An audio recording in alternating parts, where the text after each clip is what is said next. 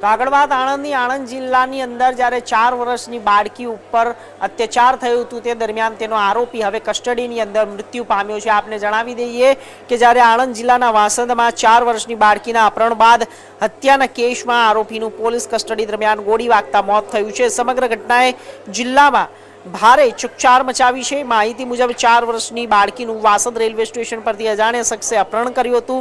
બાળકીની શોધખોળ દરમિયાન તેનો મૃતદેહ અડાસ વાસદ રેલવે લાઇન નજીક મળી આવ્યો હતો।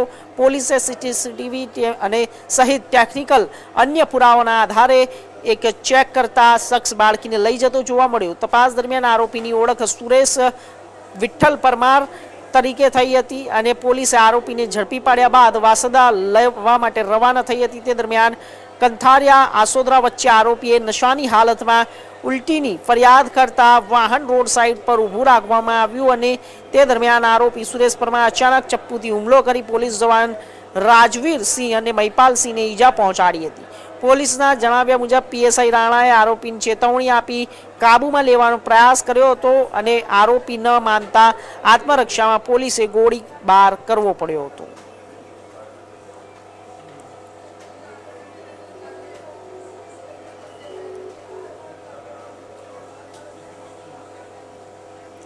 તો આગળ વાત રાજકોટની। રાજકોટમાં ફરી એક